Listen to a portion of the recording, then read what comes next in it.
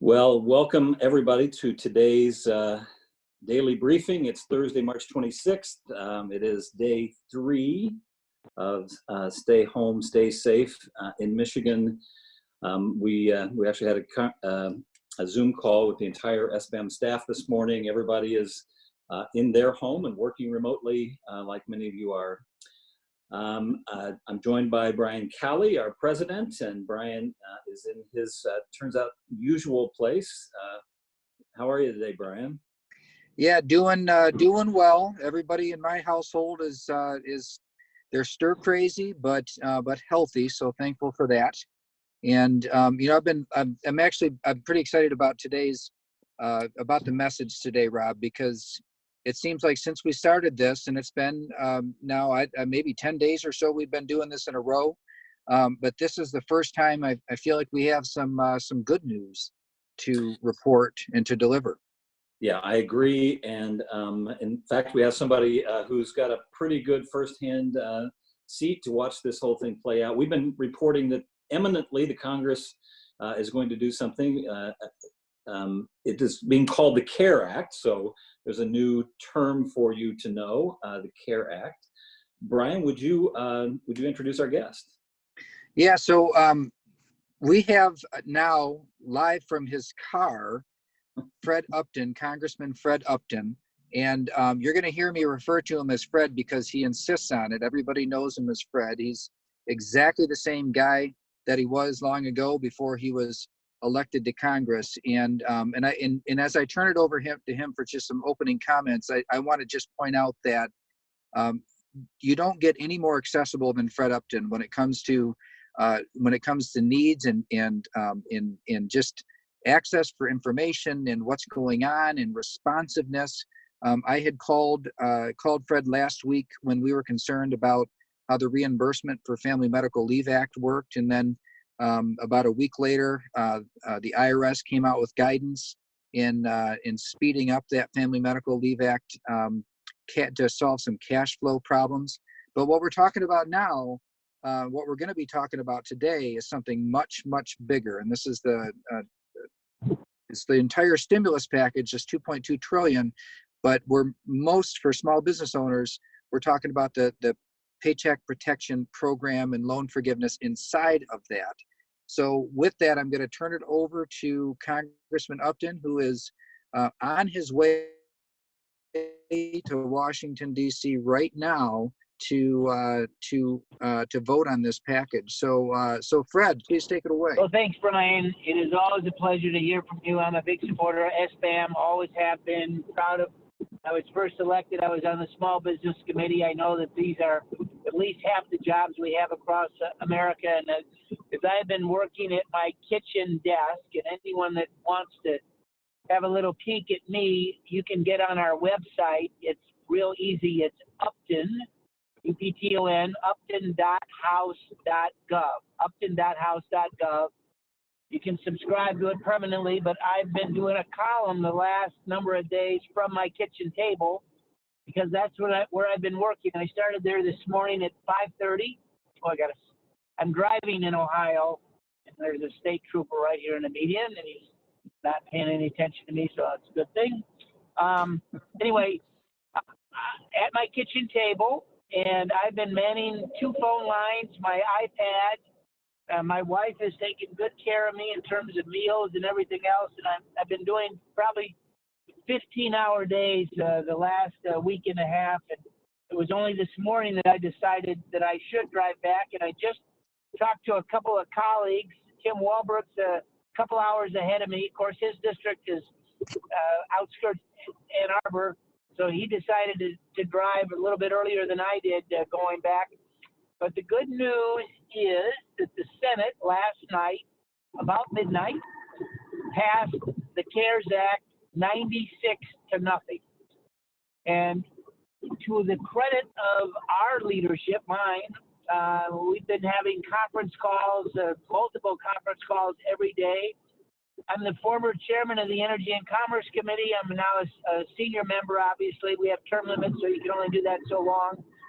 But I'm the top Republican on the Energy Subcommittee. We've been having conference calls with our leadership and with our committee to have input, knowing that this bill was going to start in the Senate and come to the House.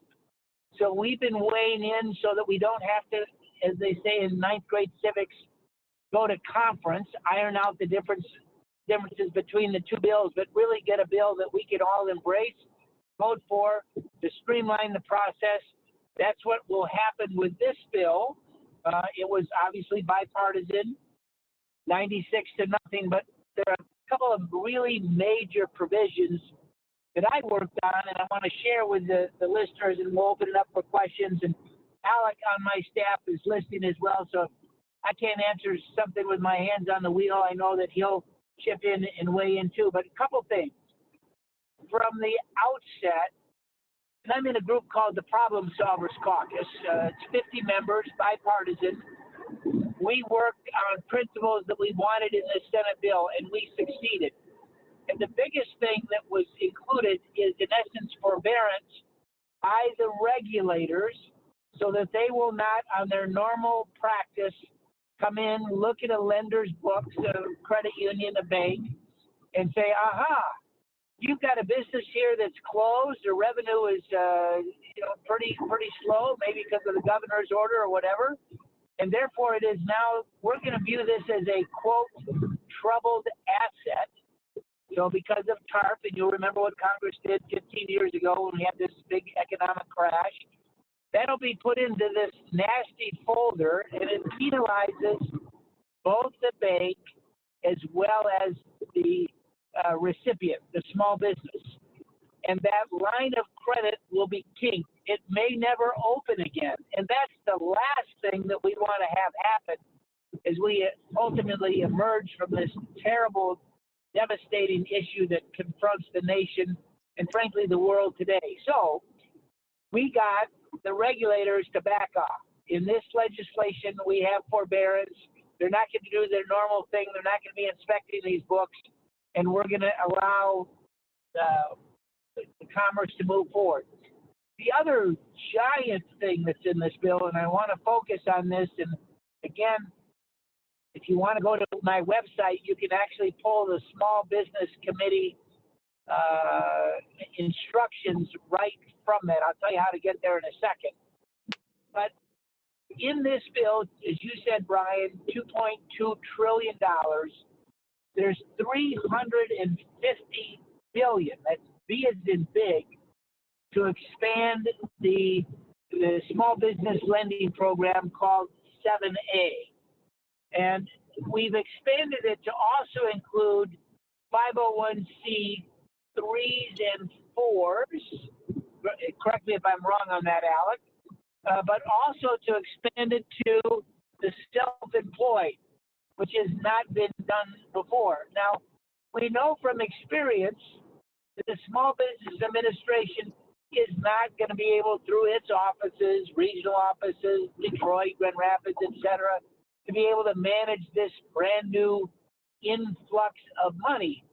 So the way that it's going to work is that money is going to go through what we call our community banks, our credit unions, the small business approved lenders. There's a certification there. Many of our small town lenders and others are part of that. And they will be the ones that actually are able to tap this money from the SBA and pass it on to that small business. And I'm going to give you an example. It'll start off as a loan, and don't frown because it'll be a good ending here. So you'll go to your small business approved lender. You'll say, okay, I want to apply for this new money under the 7A program. It's a 2-month loan. And at the end of 2 months, you'll go back to that same lender and you'll say, for these 2 months, I used that money. There's a cap of $10 million. I'll be able to, when I match up what I did, including salaries, and I think you can get up to, I think it's 10% of the loan, so $100,000 on $1 million. 10% can go to salaries, things like utilities, your normal mortgage payment, your, it's like 12 different things, health insurance, add up, 12 or so different normal business expenses that you're going to have. And when you go back 2 months later and you show that lender your spreadsheet and you go, here's what I used it for, it then goes from a loan to a grant. I'm just gonna hop in here 1 second, Fred. Yeah, I'm Alec in Fred's office. So the $100,000 cap is just per employee per month. Okay. Yeah, it's 2.5 times your payroll expenditures, up to $10 million is what this is part of. You're right. So, but the good news is, as we get out of this, we got to have small businesses open things up again, and we don't want them to put their employees on unemployment, or maybe they never come back, or whatever. So this, particularly in the era of the full employment that we had, you want to keep those men and women that are working for you. This now allows that to happen. And my guess is, this is just me, we're going to hopefully pass this tomorrow. The president will sign it hopefully tomorrow afternoon. It'll take a few days to see the regs come out, and Small Business Administration has been working on it. Remember, there's some new facets of this, like the self-employed, that weren't written into the existing law. But it should be open relatively soon, and that will get America moving again. So what I was going to say was, this is the third bill that we have now will pass, that we send to the president. The first two were overwhelmingly bipartisan. This one will be also overwhelming. Hundreds of, maybe there'll be, I don't know, if we end up with a recorded vote, which we hope we don't, we'll still have 380, 400 people vote for it. You need 218 to pass it. So there's no question the votes are there, but there's going to be another package after this. So we'll see how we emerge from this. I just got off a conference call with Scott Gottlieb, who is very well respected, personal friend of mine a long time. He used to head the FDA. He's now in the private sector. He's been a scholar with the American Enterprise Institute. He wrote a very good column in USA Today 2 weeks ago, full page. He's testified before my committee a zillion times, I think. He believes that the peak, particularly in these hot cities, New York, Atlanta, New Orleans, hopefully not Detroit, but we'll see, is still 2 or 3 weeks away. Seattle's on that list as well. So Congress, likely we're going to have a version 4. Remember, this one is version 3. So if we have to extend this money for small business, I think it'll happen. That's just me. I haven't heard from any poobah telling me that, but it could well be in a version 4 if we're not coming out of this recovery fast enough. So that's my little message. Help is on the way. That's why I'm driving in Ohio right now. That's why I don't know if Isaac is ahead of me or behind me. He didn't answer when I called him, but and Mitchell is already there, and we're all supporters of this, as we should be. So Fred, this is Brian, and so I got one follow-up question, and then I'm going to let you go, because your office was great about getting me a lot of detailed information, and that we've already put at the top of our website, and also Rob and I are going to go over. So I don't want you veering off the road and have to rely on people in Ohio to help you. Yeah. So the question is, let's talk a little bit about timing in terms of passage and when this bill makes it to the governor's desk, the president's desk. What can we expect there? Right. So we're going into session tomorrow at 9 o'clock. You can watch it on C-SPAN. It'll be an hour for the Democrats and an hour for the Republicans. So it's a stopwatch, and the speaker will yield a minute or 2 minutes and keep it. A couple of people have magic minutes, and they'll yield Speaker Pelosi a minute. I'm sure she'll speak, or Kevin McCarthy, who's our Republican leader. They can speak for as long as they want, and no one's going to gavel them down. But in essence, there'll be 2 hours of debate, and then the question will be called. And I'm hopeful that on a voice vote, it'll be overwhelming. Maybe you're going to have this guy, Massey from Kentucky, vote no, but hopefully that's all he'll do. And the speaker will then call it for the yeas have it, and it's done. The gavel comes down, and we all scatter, return. We're taking special protocols so that we're not going to be close to each other, wipe things down, all that stuff as you would expect. And the president, my guess, will sign it tomorrow afternoon. They'll probably race it in a squad car down to the White House. He'll sign it into law. The regulators will hopefully finish within a couple days. I know they've been working 24/7 the last number of days, getting this ready to go.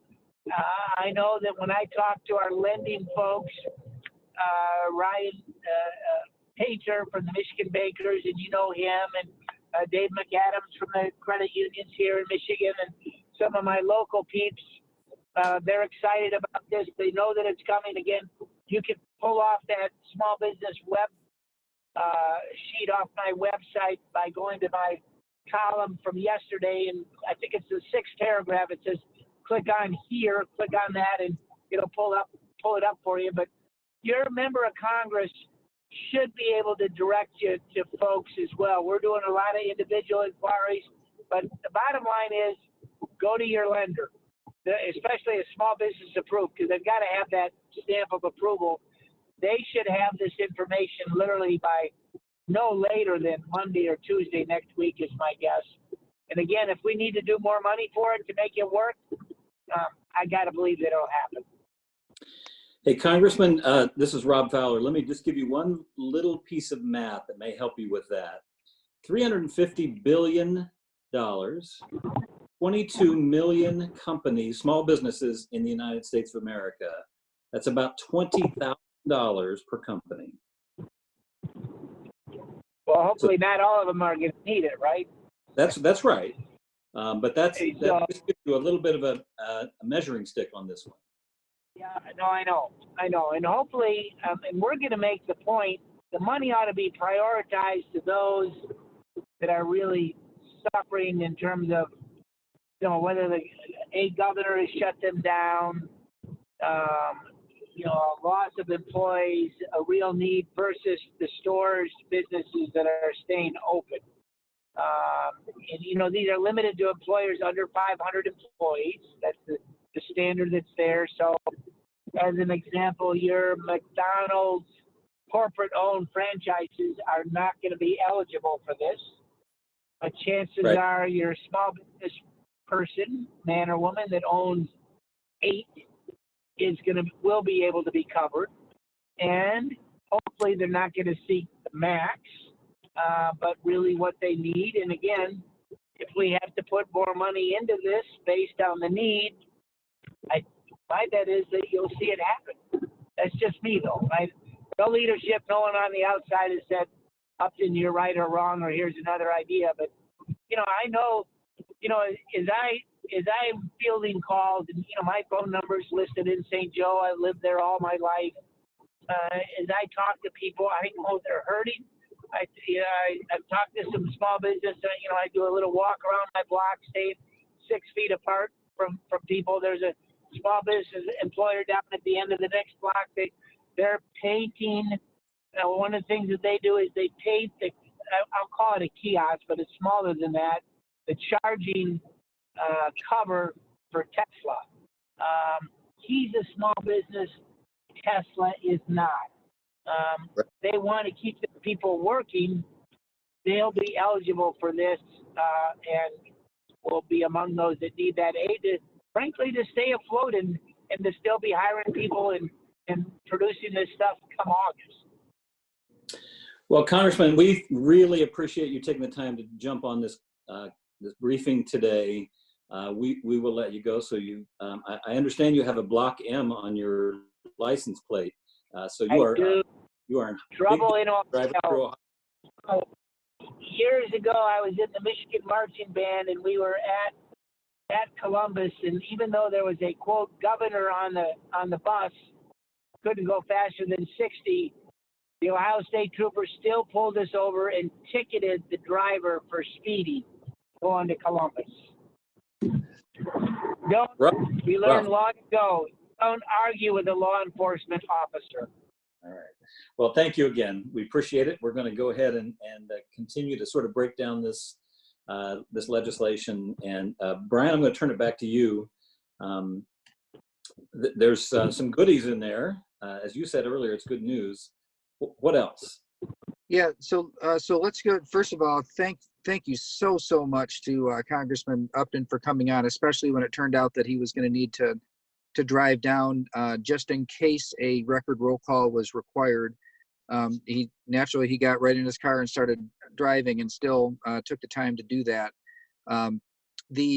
So let's just talk a little bit about the program itself. Now, we put a couple documents from the Small Business Committee in Congress that we put at SBAM's resource page for COVID-19.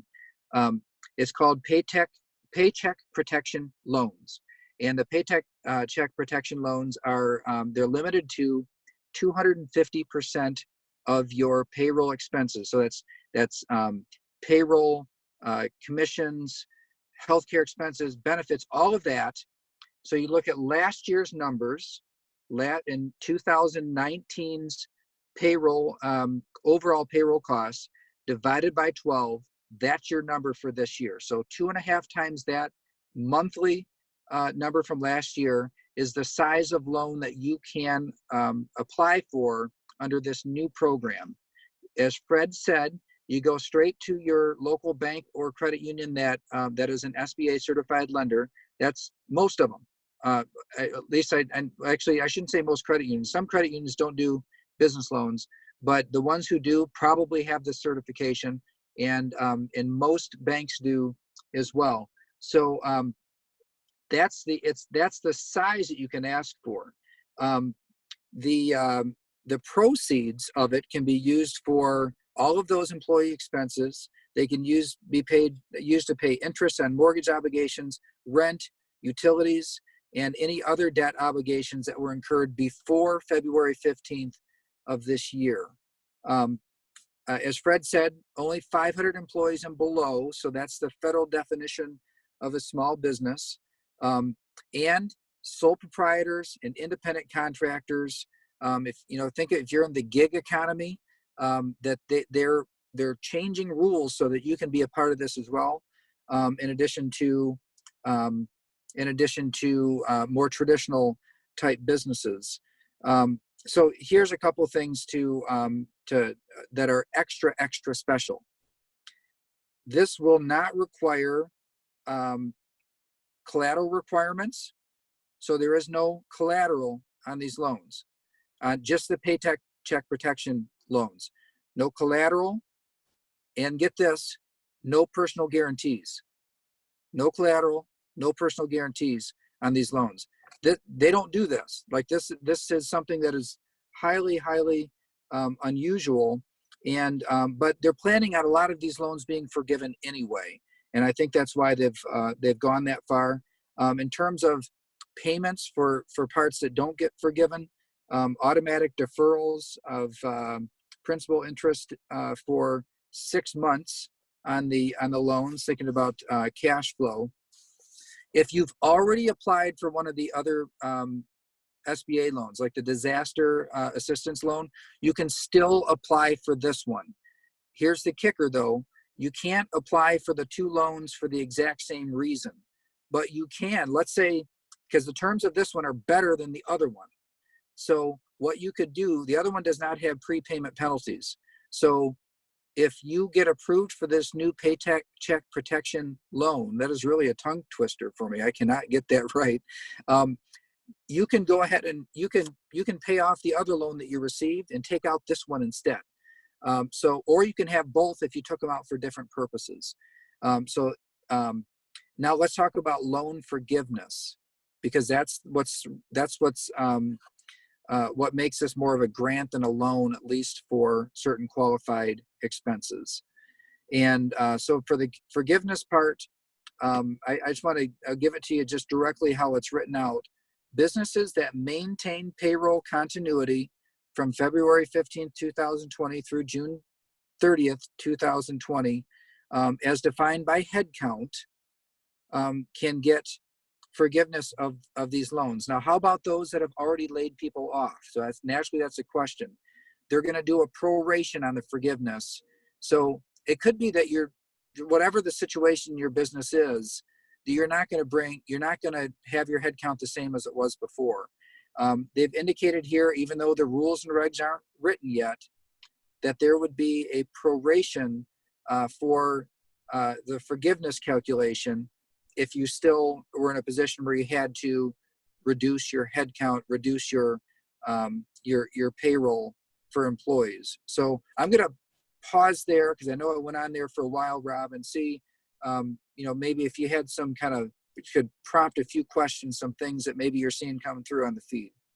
Yeah, we do have a number of questions, although I think you just answered several of them, including if I've laid people off, should I be bringing them back? This is the term unprecedented we keep hearing, but this literally is to incent a small business, whether you have business to justify it or not, to keep people on your payroll. That's really the purpose of this. That may seem illogical to a lot of business owners, but that is literally what's going on here. And as long as you do those things, you maintain them on payroll, that the loan is used to cover payroll costs, interest on mortgage obligations, rent, and utilities, it will be forgiven. That is a grant to you to keep people on your payroll. That's a federal stimulus. That's really what it's about. And so I just want people to get their head around that. I know that's why we've been saying this is good news. This is unprecedented as an approach.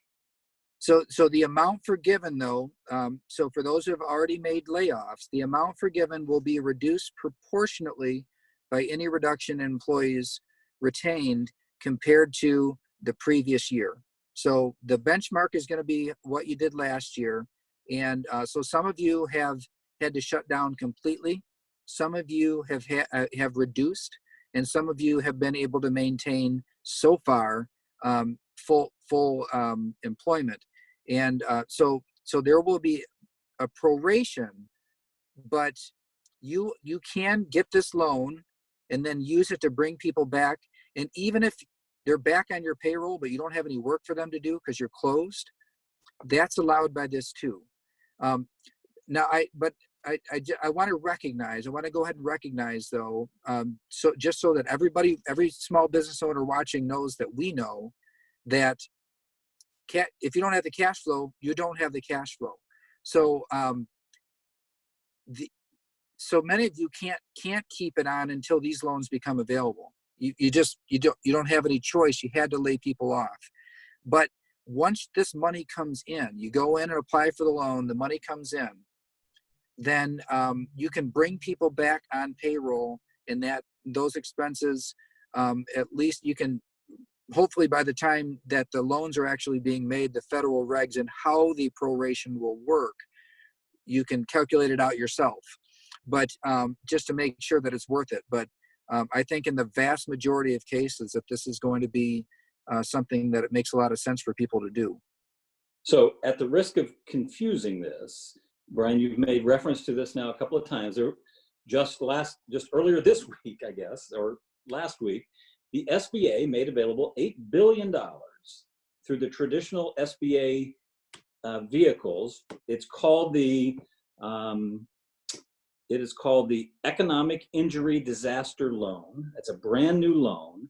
What we know, and we've been talking about daily, is that the lines have been jammed at the SBA. Their site has been down. Lori Berman, our Vice President of Membership and Development, has been watching this.